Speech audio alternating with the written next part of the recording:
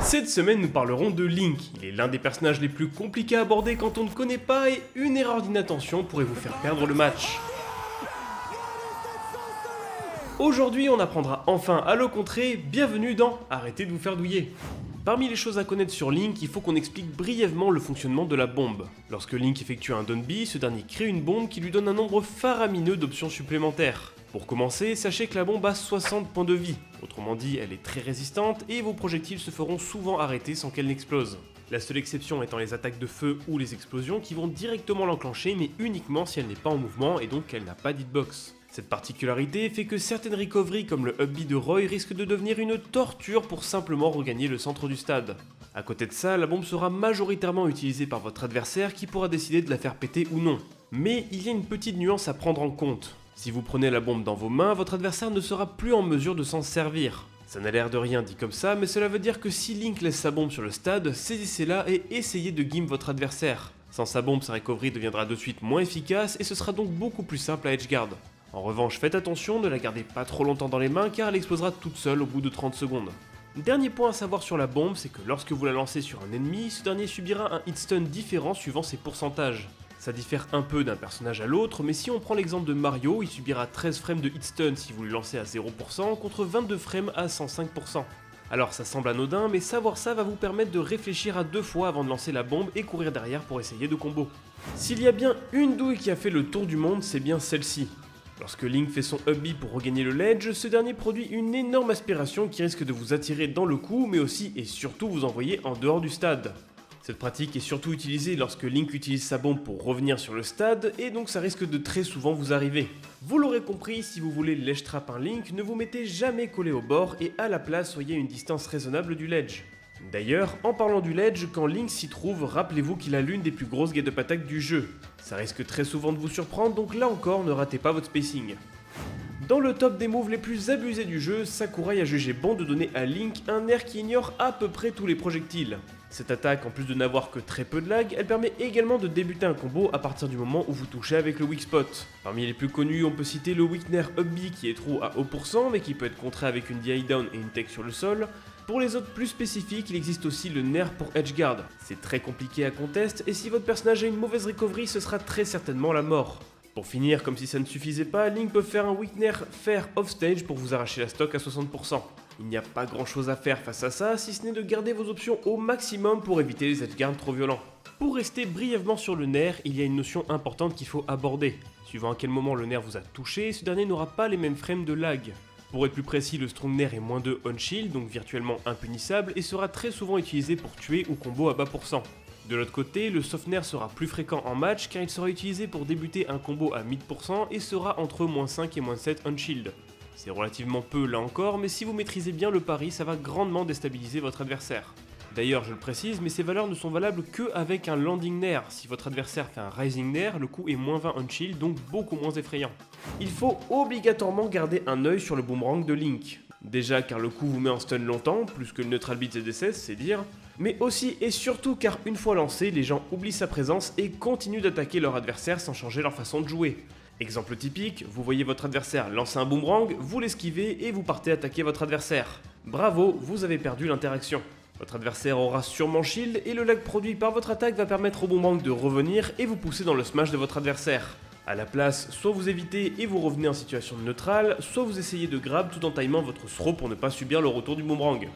Ou alors mettez simplement une hitbox pour l'ignorer, ça vous permettra de ne pas jouer sous pression et votre adversaire ne pourra de toute façon pas les spammer vu la vitesse du lancer.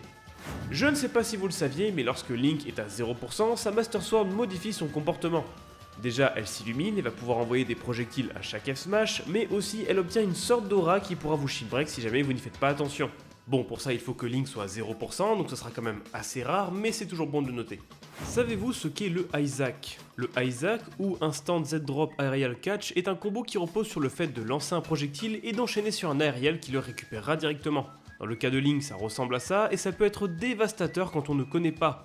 Pas d'inquiétude, le coup est certes impressionnant, mais pour qu'il fonctionne, Link doit faire un Rising Nair qui, je le rappelle, est -20 on shield, donc punissable si vous vous y attendez. Link est un personnage atypique qui peut faire peur quand on n'y est pas habitué. Heureusement, des counterplays existent et c'est ce dont on va parler dès maintenant. Je vous ai parlé plus tôt de la fameuse mécanique de recovery avec la bombe, mais il faut savoir quelque chose d'important là-dessus. Si Link a encore un saut, n'allez pas l'edgeguard et restez au bord pour commencer votre ledge trap. En revanche, si Link n'a plus de saut, c'est là où ça devient intéressant. En effet, pour revenir avec la bombe, votre adversaire doit se retrouver devant elle afin que l'explosion l'éjecte au bon endroit. En d'autres termes, cela signifie qu'il est obligé de faire un drift full in pour se positionner devant elle.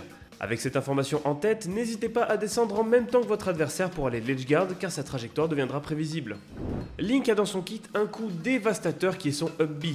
Ce move peut être utilisé en tant que auto-shield si jamais vous bourrez des options non safe, toutefois il y a une nuance importante à signaler sur cette option.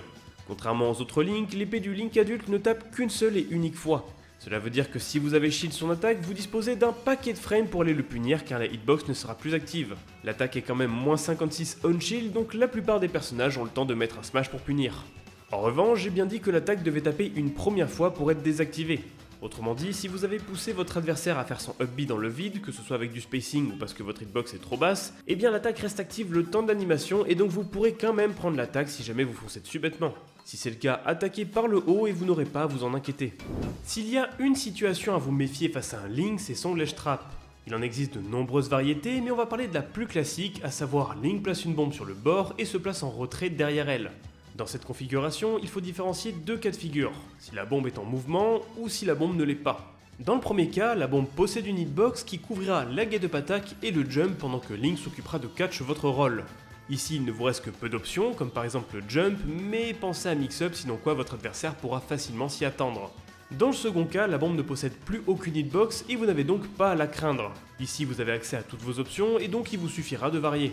Vous l'aurez compris, la meilleure chose à faire est de temporiser suffisamment off-stage pour que d'une part la bombe perde sa hitbox et d'autre part car vous aurez plus de temps d'invincibilité et donc plus de temps pour réfléchir à un mix-up. Globalement, Link est un personnage pouvant appliquer plusieurs playstyles. Il est bon à longue distance, à mi-distance et au corps à corps. Mais cette polyvalence, bien que pratique, a néanmoins une faiblesse, c'est que Link ne sera fort nulle part. Autrement dit, il y a forcément l'une de ces trois catégories où votre personnage surpassera Link. Je vais vous donner un exemple plus précis, si vous affrontez un Link Campy et que vous êtes un rushdown, vous pouvez sans problème overshoot ses projectiles. Son boomerang et sa bombe sortent lentement et vous avez donc largement le temps de punir leur tentative à condition d'être à bonne distance de lui. De même en mi-distance il est efficace, mais la plupart de ses attaques sont quand même lentes à sortir et vous aurez donc l'avantage en tapant avant. Un peu de la même manière que Ken et Ryu, Link ne possède aucune accélération en l'air. Ça n'a l'air de rien dit comme ça, mais ça veut quand même dire que si Link saute en avant, il ne peut pas reculer pendant son saut, il pourra seulement décider s'il va loin ou non. En d'autres termes, si vous voyez un Link vous foncer dessus avec un aerial full in, vous pouvez soit vous éloigner et le voir rater tout seul, soit faire une roll-in pour complètement l'ignorer. Comme je vous l'ai dit plus tôt, vous n'avez pas le droit d'attaquer le shield d'un Link. Eh bien, bonne nouvelle, lui non plus. En effet, hormis les aériaux et le boomerang, toutes les attaques de Link sont au moins -10 on shield. Vous disposerez donc de plusieurs frames confortables pour punir votre adversaire. Je remets une couche dessus, mais prenez la bombe de Link si vous le mettez off stage. Par contre, petite nuance dessus, si vous l'avez dans les mains, allez le gimp avec vos attaques et non avec la bombe. Ça peut paraître bête, mais si vous lui envoyez dessus, il risque de potentiellement s'en servir pour recover et vous perdrez l'occasion de lui enlever sa stock. Comme d'habitude, je vous rappelle que ce n'est pas parce que vous avez vu cette vidéo que vous allez pouvoir battre tous les Link que vous croiserez en tournoi. Le personnage ne fait pas partie des plus simples à comprendre, alors je vous recommande de joindre le link cord que je laisse bien évidemment en description. Un grand merci à Zirveden, Oro, Pierolim, Sunyop, Red Cookie, Moon, Otakuni et Xenis pour l'aide lors de l'écriture de cette vidéo. N'hésitez surtout pas à les contacter pour aller bosser le match-up avec eux. Cet épisode est dorénavant terminé, j'espère qu'il vous a plu. Comme d'habitude, je vous recommande de vous abonner à cette chaîne YouTube ainsi qu'à mon Twitter, comme ça vous êtes sûr de ne rien louper des prochains épisodes. Quant à moi, je pense que j'ai tout dit, je vous dis donc à la semaine prochaine pour une nouvelle vidéo. Salut!